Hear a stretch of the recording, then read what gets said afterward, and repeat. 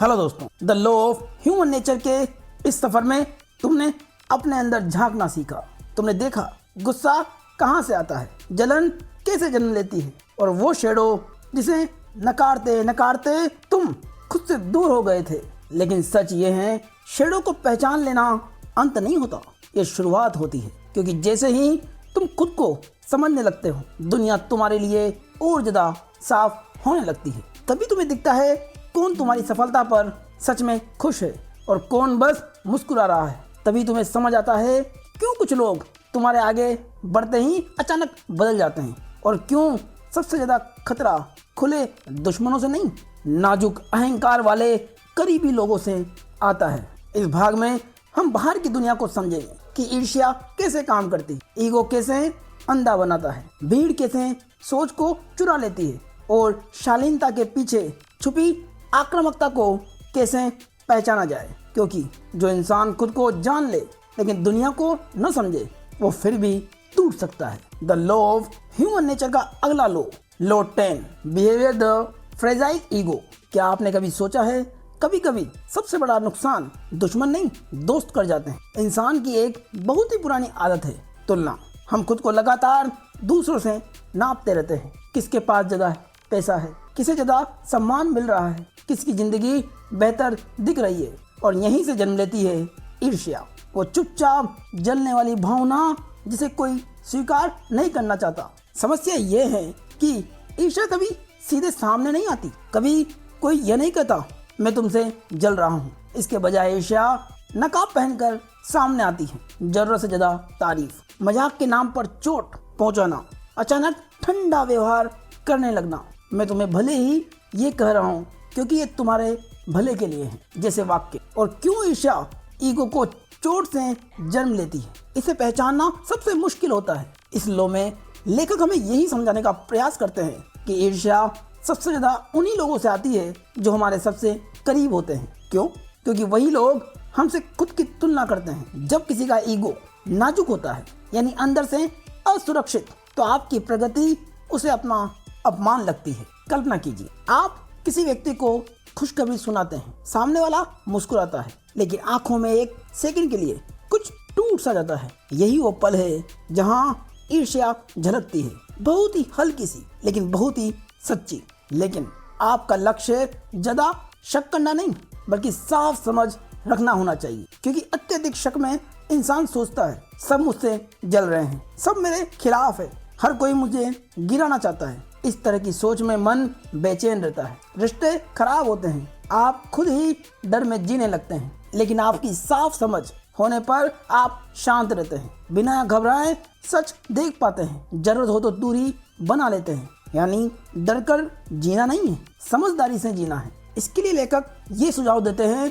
कि अपनी सफलता ज़्यादा उलझाकर मत दिखाइए। अगर आप हर जगह अपनी अचीवमेंट बताते रहेंगे, बार बार खुद को दिखाने की कोशिश करेंगे, तो कुछ लोगों में जलन पैदा होगी, कुछ लोग आपको गलत नज़र से देखने लगेंगे। क्योंकि एक समझदार इंसान का हमेशा काम बोलता है, वो खुद को आगे नहीं रखता, अपने काम के परिणामों को आगे रखता है। क्योंकि शांत रहकर सफल होना ज़्यादा सुरक्षित होता है। अपनी सेल्फ ग्रोथ को तुलना से अलग रखिए। अगर आप खुद की कीमत दूसरों से तुलना करके तय करेंगे, तो जब कोई आगे निकलेगा तो आप टूटेंगे, कोई पीछे रहेगा तो आप घमंडी बन जाएंगे कि मैं आगे निकल गया।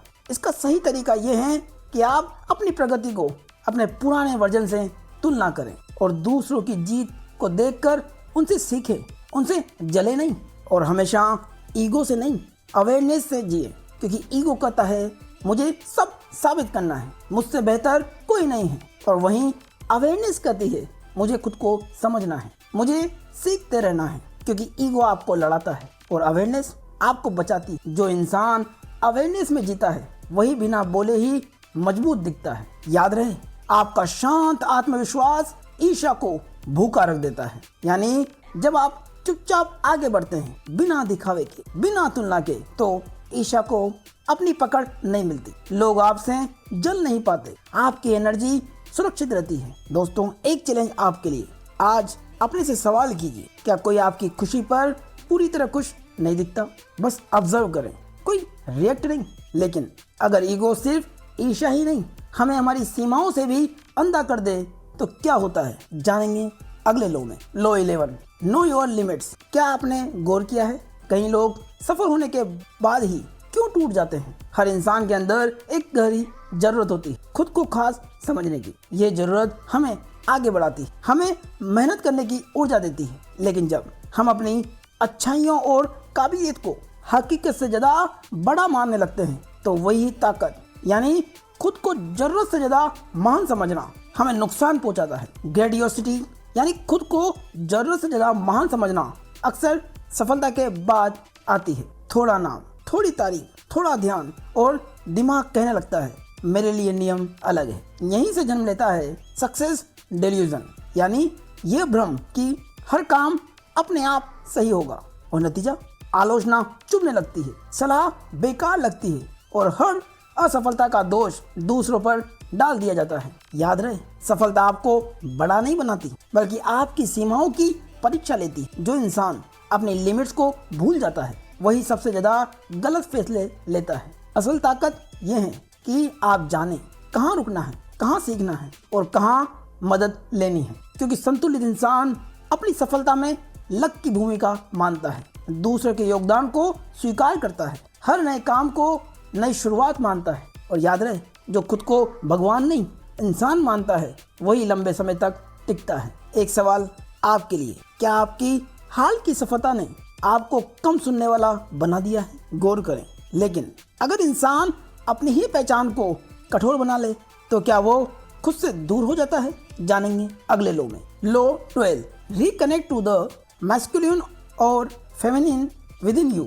क्या आपने सोचा है अगर आप सिर्फ जो समाज कहता है वही बने रहे तो क्या आप कभी पूरी तरह खुद बन पाएंगे? हर इंसान जब पैदा होता है तो वो पूरा होता है, उसके अंदर मैस्कुलिन क्वालिटीज भी होती है जैसे साहस, निर्णय लेने की क्षमता, एक्शन लेने की काबिलियत और फेमिनिन क्वालिटीज भी यानी संवेदनशीलता, कल्पना, धैर्य, आत्मविश्वास। लेकिन जैसे जैसे हम बड़े होते हैं समाज हमसे कहता है ऐसे मत बनो, ऐसे बनो। और यहीं से शुरू होती है जेंडर रिजिडिटी यानी खुद को एक ही रोल में कैद कर लेना। पुरुषों से उम्मीद की जाती है हमेशा मजबूत रहो, अपनी भावनाओं को मत दिखाओ। महिलाओं से उम्मीद की जाती है हमेशा नर्म रहो, ज़्यादा असर्टिव मत बनो। इस बदलाव में हम अपने ही कुछ हिस्सों को चुप करा देते हैं। और याद रहे, आपकी असली ताकत संतुलन में है, एक ही सख्त पहचान में नहीं। तो फिर कठोर पहचान का मतलब क्या है? कठोर पहचान का मतलब है मैं ऐसा ही हूँ, मैं सिर्फ स्ट्रॉन्ग हूँ, भावुक नहीं। मैं सिर्फ समझदार हूँ, सॉफ्ट नहीं। ये मेरे स्वभाव में नहीं है। जब हम खुद को एक ही ढांचे में बांध लेते हैं तो हमारा व्यवहार भी सीमित हो जाता है। जबकि संतुलन का मतलब है कि किसी परिस्थिति में जरूरत पड़े तो सख्त बनना, जरूरत पड़े तो नर्म होना, कभी फैसला लेना पड़े तो फैसला लेना, और कभी समझना और किसी को सुनना पड़े तो समझना और सामने वाले को सुनना। यानी परिस्थिति के अनुसार अपने पूरे व्यक्तित्व का इस्तेमाल करना। तो एक सवाल उठता है, फिर ये दबे हुए मैस्कुलिन और फेमिनिन हिस्से क्या होते हैं? हर इंसान के अंदर दो तरह के गुण होते हैं। मैस्कुलिन गुण यानी निर्णय लेना, हिम्मत, अनुशासन, एक्शन लेना, और फेमिनिन गुण संवेदनशीलता, धैर्य, कल्पना, समझदारी से सुनना। और यहीं पर समाज कहता है पुरुष ज़्यादा सख्त बनो और महिलाओं से कहता है ज़्यादा नर्म रहो। और इसी दबाव में हम अपने ही कुछ गुणों को दबा देते हैं। फिर एक और सवाल उठता है कि जब दबे हुए गुण वापस अपनाते हैं तो क्या होता है? जब आप सख्त इंसान होकर भी संवेदनशील बनते हैं और नर्म इंसान होकर भी स्पष्ट और दृढ़ होकर बोलते हैं तो आपकी सोच फ्लेक्सिबल हो जाती है। आप एक ही तरीके से रिएक्ट नहीं करते, आप हालात के हिसाब से सही जवाब देते हैं। यहीं से तनाव कम होता है, रिश्ते बेहतर होते हैं, फैसले ज़्यादा समझदारी से लिए जाते हैं और तभी आपकी क्रिएटिविटी खुलती है। क्योंकि क्रिएटिविटी तब आती है जब डर नहीं होता, पहचान का बोझ नहीं होता, मैं ऐसा नहीं कर सकता वाली दीवार नहीं होती। जब दोनों गुण साथ काम करते हैं तो कल्पना नए विचारों को जन्म देती है, निर्णय और एक्शन उन्हें सच बनाते हैं। और याद रहे, ऑथेंटिक पर्सन वो है जो रोल नहीं निभाता बल्कि अपनी परिस्थिति के अनुसार अपने पूरे व्यक्तित्व का प्रयोग करता है। कभी दृढ़ बनना, कभी कोमल होना, कभी आक्रामक होना, कभी स्वीकार करने वाला व्यक्ति बनना। और यही असली इंसान का असली संतुलन है। एक सवाल आपके लिए, आज अपने अंदर झांकिए कि आप किस गुण को यह कहकर दबा रहे हैं कि ये मैं नहीं हूँ। अपने ऐसे व्यवहार को लिखिए जिसे आप दबाते हैं और अगले हफ्ते उस व्यवहार को कॉन्शियसली आजमाइए। लेकिन अगर इंसान जिंदगी में दिशा ही खो दे तो संतुलन भी भटक जाता है। जानेंगे अगले लॉ में। Law 13, advance with a sense of purpose. अगर आज आप अचानक रुक जाएं तो क्या आपको साफ पता है कि आपकी जिंदगी किस दिशा में बढ़ रही थी? इंसान जानवरों से अलग है। जानवर सहज प्रवृत्ति से चलते हैं, लेकिन इंसान को डिसीजन लेने पड़ते हैं। यही आज़ादी हमारी सबसे बड़ी ताकत भी है और सबसे बड़ी कमजोरी भी, क्योंकि बिना किसी पर्पस के हम मेहनत तो करते हैं पर दिशा खो बैठते हैं। जब जीवन में साफ उद्देश्य नहीं होता तो कुछ चीजें धीरे धीरे दिखने लगती, काम में बोरियत आने लगती, दूसरे से तुलना करने लगते हैं, बार बार रास्ता बदलने की बेचैनी होती है। बेचैनी और इनसिक्योरिटी की भावना उत्पन्न होती है। हम सोचते हैं समस्या नौकरी की है, रिश्ते की है या हालात की है, लेकिन असली समस्या होती है डायरेक्शन की कमी की। पर्पस कोई जॉब का टाइटल नहीं है, बल्कि अंदर की एक आवाज है जो बताती है कि ये काम मेरे लिए महत्वपूर्ण है या नहीं। जब आपका उद्देश्य साफ होता है तो आपके फैसले आसान हो जाते हैं, आपके डिस्ट्रैक्शंस कम हो जाते हैं और आपके सेटबैक भी आपके लिए सीख का काम करते हैं। यानी फेलियर्स भी आपके खिलाफ नहीं, आपके लिए काम करने लगते हैं। उद्देश्य का मतलब ये नहीं कि आप कभी कंफ्यूज नहीं होंगे। इसका मतलब है कि कंफ्यूजन के बावजूद आप जानते हैं कि आपको किस दिशा में जाना है, किस कीमत पर समझौता नहीं करना है और किस आवाज को सुनना है, यानी अपने अंदर की आवाज। याद रहे, जिस व्यक्ति के पास क्यों होता है कि मुझे ये क्यों करना है, वो लगभग हर कैसे होगा को सहन कर लेता है, वो उसका रास्ता ढूंढ लेता है। एक सवाल आपसे कि आप किस काम को करते समय के एहसास को भूल जाते हैं। लेकिन अगर इंसान किसी और के दिए हुए लक्ष्य को अपना उद्देश्य समझ ले तो क्या होता है, जानेंगे अगले लॉ में। Law 14, the law of comfort city. क्या आपने कभी महसूस किया है कि अकेले में आप समझदार फैसले लेते हैं, लेकिन भीड़ में वही समझ अचानक गायब हो जाती है? इंसान खुद को बहुत स्वतंत्र थिंकर मानता है। हमें लगता है हम दूसरों की तरह नहीं सोचते, लेकिन जैसे ही हम किसी ग्रुप में जाते हैं, ऑफिस, समाज, टीम या भीड़, हमारी सोच धीरे धीरे बदलने लगती है। हम वही बोलने लगते हैं जो बाकी लोग बोल रहे हैं, हम वही मानने लगते हैं जो बहुसंख्यक लोग मान रहे हैं, और हम ये एहसास तक नहीं होता कि ये बदलाव कब हुआ। और यही है कंफॉर्मिटी, भीड़ में घुल जाने की अनजानी मजबूरी। क्योंकि समूह में इंसान का सबसे बड़ा डर होता है, अगर मैं अलग हुआ तो रिजेक्ट हो जाऊंगा। इसी डर की वजह से हम सवाल पूछना बंद कर देते हैं, हम गलत फैसलों में भी सिर हिला देते हैं और धीरे धीरे अपनी व्यक्तिगत पहचान को खो देते हैं। ग्रुप में इमोशंस भी फैलते हैं, डर, गुस्सा, जोश, नफरत सब वायरल हो जाते हैं। एक इंसान घबराता है तो 10 घबरा जाते हैं, एक नाराज होता है तो पूरा ग्रुप भड़क उठता है, और यहीं से इरेशनल बिहेवियर शुरू होता है। समस्या ग्रुप में होना नहीं है, समस्या है होश खोकर ग्रुप के साथ बह जाना। रॉबर्ट ग्रीन यहाँ ये समझाते हैं कि इंसान अकेला हो तो ज़्यादा समझदारी से सोचता है, लेकिन जैसे ही वो भीड़ का हिस्सा बनता है उसकी सोच धीरे धीरे भीड़ जैसी हो जाती है। इसके लिए लेखक 2 तरह की सलाह देते हैं। पहली, बाहर से फिट इन, अंदर से डिटेच रहें। इसका मतलब अलग थलग रहना नहीं है, इसका मतलब है समझदारी से शामिल होना। जब आप इस मेथड का प्रयोग करते हैं तो आप बाहर से सहयोग करते हैं, टीम के साथ काम करते हैं, समाज के नियमों का पालन करते हैं और जरूरी जगहों पर अपनी सहमति भी देते हैं ताकि आप टकराव में न जाएं। आप नियमों को समझते हैं कि ग्रुप क्या चाहता है, लोग किस बात पर रिएक्ट करते हैं और किस बात पर भीड़ भड़कती है। यानी आप भीड़ की साइकोलॉजी को समझते हैं, लेकिन अंदर ही अंदर आप अपनी सोच को स्वतंत्र रखते हैं। आप हर बात पर हाँ नहीं भरते, आपके अंदर सवाल हमेशा जिंदा रहते हैं और खुद से पूछते हैं, क्या मैं ये सच में मानता हूँ जो भीड़ कर रही है? इस मेथड में आप बाहर से शांत और अंदर से सजग होते हैं। दूसरा मेथड है सुपीरियर सोशल एक्टर। जो इंसान इस मेथड का प्रयोग करता है वो भीड़ में रहते हुए भी अपने दिमाग को भीड़ के हवाले नहीं करता, हालातों को ऑब्जर्व करता है और सही समय पर सही कदम उठाता है। वही इंसान सुपीरियर सोशल एक्टर होता है, यानी समाज में समझदारी से चलने वाला इंसान। इसे आसान भाषा में समझते हैं। उस भावनात्मक पल को समझिए जो किसी परिस्थिति में है। उस भावना की वजह से भीड़ का असर क्या होता है। जब आप बड़ी भीड़ में होते हैं, चारों तरफ तेज आवाजें, नारे, जोश, सब लोग एक ही भावना में डूबे होते हैं, तो दिल तेज धड़कने लगता है। आप खुद को ताकतवर महसूस करते हैं और डर कम और जोश ज्यादा होता है। और सबसे डराने वाली बात यह है कि भीड़ आपको ऐसा करने को तैयार कर देती है जो अकेले में आप कभी नहीं कर सकते, और बाद में आपको वही काम गलत लग सकता है। और यही है सोशल फोर्स। सोशल फोर्स वो ताकत है जो इंसान को हिम्मत भी दे सकती है और आपका विवेक भी छीन सकती है। भीड़ आपको हीरो भी बना सकती है और किसी को बिना सोचे अपराधी भी। समस्या ग्रुप में होना नहीं है, समस्या है होश खोकर ग्रुप के साथ बह जाना। रॉबर्ट ग्रीन यहाँ ये समझाते हैं कि इंसान अकेला हो तो ज्यादा समझदारी से सोचता है, लेकिन जैसे ही वो भीड़ का हिस्सा बनता है उसकी सोच धीरे धीरे भीड़ जैसी हो जाती है। एक चैलेंज आपके लिए, जरा सोचिए आज आप किस ग्रुप की राय को बिना सोचे फॉलो कर रहे हैं। अगली बार बस 10 सेकंड रुककर खुद से पूछिए, ये मेरी सोच है या भीड़ की। लेकिन अगर ग्रुप का दबाव इतना सब्टल हो कि आपको दिखे ही नहीं, तो आप उसे पहचानेंगे कैसे? जानेंगे अगले लोग। Law 15, make them want to follow you.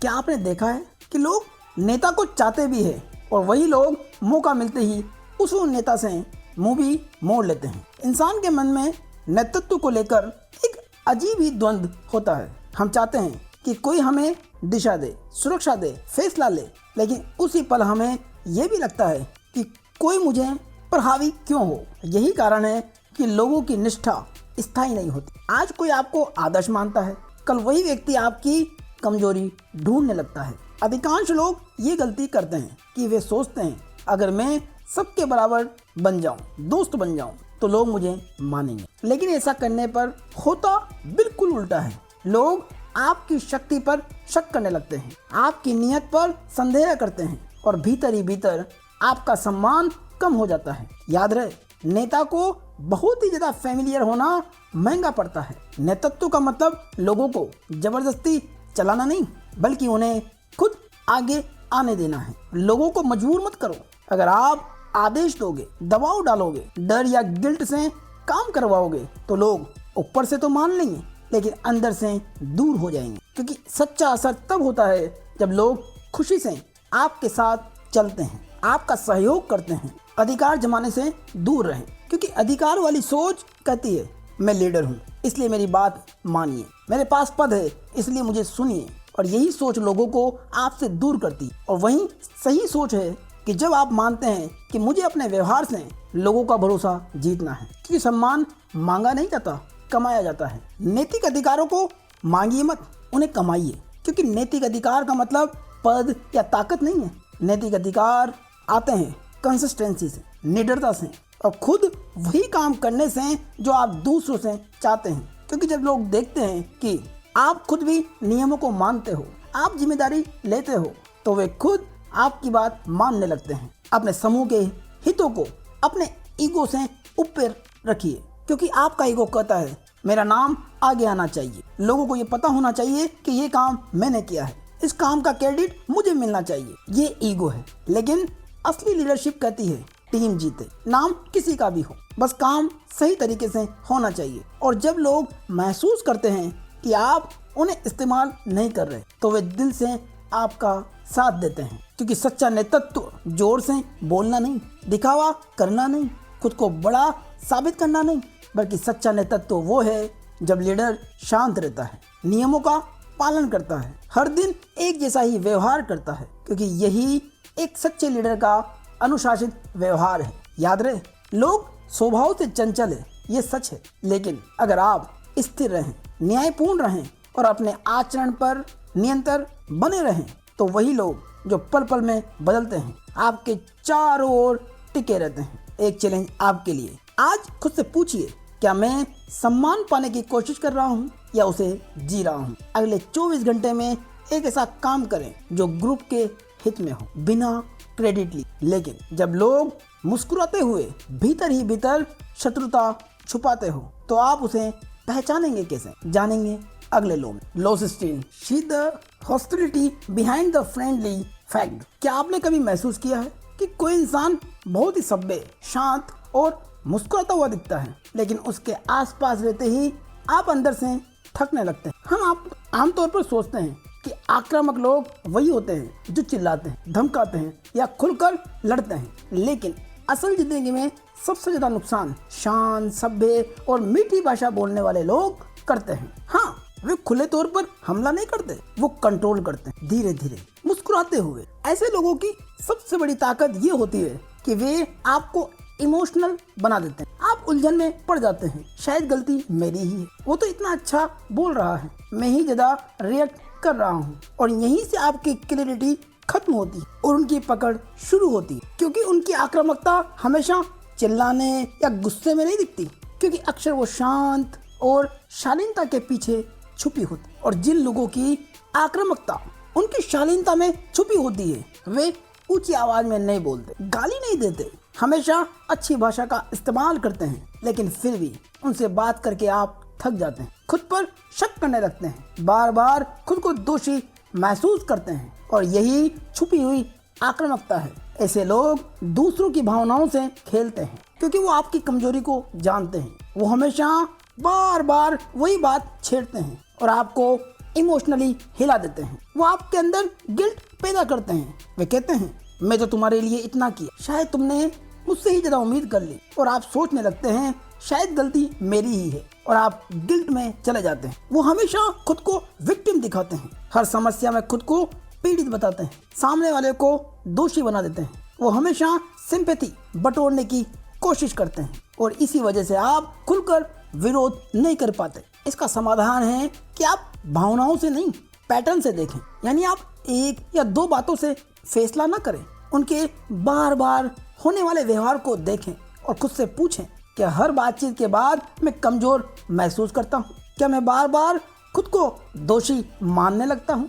क्या मुझे हमेशा कंफ्यूजन रहता है? अगर जवाब हाँ है तो समस्या आपकी नहीं, उस इंसान के व्यवहार में है। याद रहे, किसी का नर्म होना ये कोई सुरक्षा नहीं है, क्योंकि जो व्यक्ति बहुत ही ज्यादा सभ्य हो सकता है, मीठा बोल सकता है, याद रहे वो अंदर से कंट्रोल करना चाहता है। इसलिए शब्दों से नहीं, उसके एक्शन से पहचानिए, उसके व्यवहार से पहचानिए। और याद रहे, हर आक्रामक इंसान एक जैसा नहीं होता। आक्रामक लोग दो तरह के होते हैं। पहले, खुले हुए आक्रामक। ये लोग जोर से बोलते हैं, गुस्सा दिखाते हैं, सीधा टकराते हैं। इन्हें पहचानना आसान होता है, क्योंकि खतरा सामने दिख रहा होता है और इनसे बचना भी आसान होता है, इनसे दूरी बनाकर, इनसे बातचीत सीमित रखकर। और दूसरे आक्रामक लोग होते हैं स्मार्ट आक्रामक। ये लोग बहुत ही शालीन दिखते हैं, मीठी भाषा बोलते हैं, ये खुलकर गुस्सा नहीं दिखाते, लेकिन धीरे धीरे आपको कमजोर महसूस कराते हैं, आपको गिल्ट में डालते हैं, ऐसी परिस्थिति उत्पन्न कर देते हैं कि आप सेल्फ डाउट में चले जाते हैं। और यही लोग सबसे ज्यादा खतरनाक होते हैं, क्योंकि ये आपको समझ में ही नहीं आते। ऐसे व्यक्तियों से अपनी रक्षा करने के लिए इमोशनली रिएक्शन कम करें, तुरंत जवाब ना दें, गुस्से या गिल्ट में कोई फैसला ना करें। और याद रहे, आपका शांत रहना ही आपकी ताकत है, क्योंकि जितना ज्यादा आप रिएक्ट करेंगे उतना सामने वाले के पास कंट्रोल होगा। इनसे बचाव के लिए अपनी ऑब्जर्वेशन को बढ़ाइए, शब्दों पर नहीं, उनके एक्शन पे ध्यान दें। देखें हर बातचीत के बाद आप कैसा महसूस कर रहे हैं, उनके पैटर्न को पकड़ें। एक बार नहीं, बार बार क्या हो रहा है, क्या बार बार एक ही जैसी परिस्थितियां उत्पन्न हो रही है? क्योंकि ऑब्जर्वेशन से सच्चाई साफ दिखने लगती है। अपनी इनर बाउंड्रीज को मजबूत करिए। जब आप अपनी इनर बाउंड्रीज मजबूत करते हैं, जब आप ये तय करते हैं कि ये बात मैं स्वीकार नहीं करूंगा, ये व्यवहार मेरे लिए ठीक नहीं है, क्योंकि सब कुछ सहना अच्छा नहीं होता, क्योंकि चुपचाप खुद को खो देना कोई समझदारी नहीं है। और याद रहे, बाउंड्रीज का मतलब लड़ाई करना नहीं है, खुद की रक्षा करना है। एक चैलेंज आपके लिए, कौन सा इंसान आपको बार बार गिल्ट या कंफ्यूजन में डालता है? अगले 24 घंटे उसकी बातों से ज्यादा उसके व्यवहार का पैटर्न नोट करिए। लेकिन अगर आक्रामकता पूरे समाज या पीढ़ी में फैली हो तो उसे पहचानेंगे कैसे? जानेंगे अगले लो में। लो 17, सीज द हिस्टोरिकल मोमेंट। क्या आपने कभी नोटिस किया है कुछ लोग बदलाव आने से पहले ही उसे महसूस कैसे कर लेते हैं और बाकी लोग तब समझते हैं जब बहुत देर हो चुकी होती है। हम सब एक समय और एक पीढ़ी में पैदा होते हैं, बिना जाने उसी पीढ़ी की सोच, डर, सपने और सीमाएं हमारे दिमाग में बैठ जाती। हमें लगता है दुनिया जैसी आज है वैसी ही रहेगी, संस्थाएं स्थिर है, लोगों की सोच नहीं बदलती और जो चल रहा है वही नॉर्मल है। यही भ्रम कहलाता है जनरेशनल मायोपिया, यानी अपने समय को ही अंतिम सच मान लेना। समस्या ये नहीं कि बदलाव आता है, समस्या ये है कि बदलाव धीरे धीरे चुपचाप आता है। पुरानी चीजें सम्मान खोने लगती है, नए विचार मजाक लगते हैं, युवा पीढ़ी अलग भाषा बोलने लगती है, पुराने प्रतीक खोखले लगने लगते हैं। लेकिन क्योंकि ये सब अलग अलग जगह हो रहा होता है तो हम उन्हें जोड़ नहीं पाते और नतीजा हम या तो अतीत से चिपक जाते हैं या बिना समझे भीड़ के साथ बह जाते हैं। और याद रहे, इतिहास कभी अचानक नहीं बदलता, पहले लोगों की सोच, माहौल और भावनाएं बदलती, फिर बड़े घटनाक्रम होते हैं एक अदृश्य लहर की तरफ। अदृश्य लहर यानी जो बदलाव दिखाई नहीं देता लेकिन अंदर ही अंदर समाज में चल रहा होता है। जैसे लोग किसी चीज पर हंसने लगते हैं जो पहले पवित्र मानी जाती थी, युवा पीढ़ी पुराने नियमों से ऊबने लगती है, पहले जो सुरक्षित लगता था अब बेकार लगने लगता है, क्योंकि बदलाव पहले मन में आता है, बाद में इतिहास में दिखता है। जो इंसान सही समय पर सही कदम उठाता है, यानी जो सिर्फ आज में नहीं देखता, लोगों के मूड, नाराजगी और उम्मीदों को महसूस करता है, आने वाले बदलाव की आहट को सुन लेता है, वही समय से पहले तैयारी कर लेता है, मौके को पहचान लेता है, वही भीड़ के पीछे नहीं समय के साथ चलता है। और इसका समाधान है जनरेशनल अवेयरनेस को समझना, अलग अलग पीढ़ियों की सोच को समझना। इसे लेखक 3 आसान हिस्सों में समझाते हैं। पहला, अपनी पीढ़ी ने आपको क्या सिखाया ये देखना, क्योंकि हर पीढ़ी कुछ मान्यताएं देती है। नौकरी की सुरक्षा है, जो चल रहा है वही सही है, जो आपसे बड़ा है वही सही को जानता है। लेकिन समझदारी ये है कि इन बातों को सम्मान तो दें लेकिन आंखें बंद करके न माने। दूसरा, युवा पीढ़ी किससे असंतुष्ट है ये महसूस करना। युवा पीढ़ी अक्सर सिस्टम से नाराज होती है, पुराने नियमों से सवाल करती है, कुछ नया चाहती है लेकिन साफ शब्दों में नहीं कर पाती। अगर आप उनकी बेचैनी समझ लेते हैं तो आप भविष्य की दिशा समझ लेते हैं। तीसरा, किन चीजों का जादू टूट रहा है ये पहचानना। जो चीजें पहले बहुत ही सम्मानित थी, जिनके ऊपर कोई सवाल नहीं उठाता था, अगर आज लोग उन पर हंसने लगे, उन्हें मजबूरी मानने लगे, तो समझ जाइए उनका समय खत्म हो रहा है। इसे ऐसे समझते हैं, पहले बड़ी बड़ी डिग्रियां हासिल करना सुरक्षित भविष्य का प्रमाण माना जाता था और आज लोग नई नई स्किल्स, फ्रीडम और मीनिंग ढूंढ रहे हैं। और यहाँ बदलाव पहले सोच में आया, अब जिंदगी में दिख रहा है। याद रहे, आपका लक्ष्य भविष्यवाणी करना नहीं, आपका लक्ष्य है समय की नब्ज को पकड़ना। क्या लोग पुरानी बातों पर हंसने लगे हैं? क्या युवा कुछ नया चाह रहे हैं लेकिन उसे अभिव्यक्त करने के लिए नए शब्द नहीं ढूंढ पा रहे? क्या ये तो हमेशा ही ऐसे से होता आया है लेकिन अब ये कम सही लगने लगा है? जहाँ ये सब दिखने लगे, समझ लीजिए अब ऐतिहासिक क्षण आ चुका है। आज खुद से पूछिए कि आप कौन सी चीजों को सिर्फ इसलिए पकड़ कर बैठे हैं क्योंकि हमारे जमाने में यही सही था। लेकिन अगर आप समय, पीढ़ी और मौत, इन तीनों से ऊपर उठकर जीना चाहें तो कैसे, जानेंगे अगले लो में। लो 18, the law of death denial. क्या आपने कभी सोचा है, अगर आपको सच में एहसास हो जाए कि समय सीमित है तो आप आज क्या अलग करेंगे? इंसान एक अजीब ही विरोधाभास में जीता है। हम जानते हैं कि मौत निश्चित है, फिर भी हम ऐसे जीते हैं जैसे वो कभी आएगी ही नहीं। हम भविष्य के लिए टालते रहते हैं, खुशी, सच्चाई, अपने सपने, अपने रिश्ते, ये सोचकर कि अभी बहुत समय है। यही है डेथ डिनायल, मृत्यु की सच्चाई से अनजाने में मुंह मोड़ना। मृत्यु से भागने का असर सीधा जीवन पर पड़ता है। हम छोटी बातों में उलझ जाते हैं, ईगो को बहुत बड़ा बना लेते हैं, तुलना, ईर्ष्या और आलोचना को बढ़ाते जाते हैं और जीवन धीरे धीरे मैकेनिकल लगने लगता है। अंदर एक खालीपन रहता है, लेकिन हम उसे डिस्ट्रैक्शन से भरने की कोशिश करते हैं। काम, हद से ज्यादा स्क्रीन पर समय बिताकर, मनोरंजन या व्यस्तता से। याद रहे, मृत्यु को स्वीकार करने से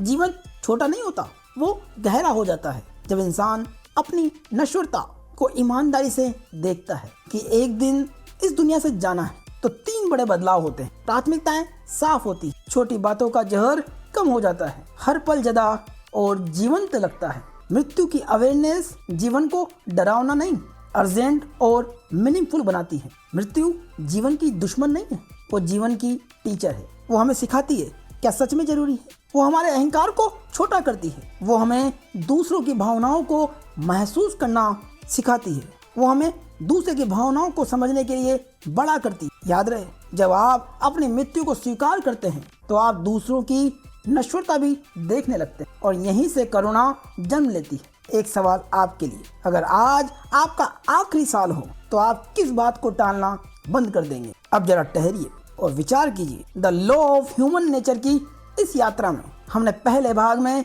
मन को समझा, दूसरे भाग में अपने लोगों को, समाज को और समय को पढ़ना सीखा। आपने देखा ईर्ष्या कैसे रिश्तों को खा जाती है, ईगो कैसे इंसान को उसकी सीमाओं से अंधा कर देता है और भीड़ कैसे विवेक छीन लेती है और इतिहास कैसे चुपचाप करवट बदलता है। लेकिन इन सब के बीच एक सच और है जिससे हम सब अक्सर भागते हैं, कि हम सब नश्वर हैं। और यही सच्चाई ईर्ष्या को छोटा कर देती है, ईगो को चुप करा देती है और डर को बेअसर बना देती है। जब आपको सच में यह एहसास हो जाता है कि समय सीमित है, तो आप लड़ाइयाँ नहीं चुनते, तुलना छोड़ देते हैं और वही करते हैं जो सच में मीनिंगफुल होता है। यही वो बिंदु है जहाँ इस किताब की समरी समाप्त नहीं होती, बल्कि अपने भीतर शुरू होती है। क्योंकि जो इंसान मृत्यु को देख सकता है, वो जीवन को बर्बाद नहीं करता। याद रहे, जो मौत से डरना छोड़ देता है, वही जिंदगी में किसी से नहीं डरता। और दोस्तों, ये वीडियो पसंद आया हो तो लाइक करें, कमेंट करें, चैनल को सब्सक्राइब करें और हाई बटन पर क्लिक करें। धन्यवाद।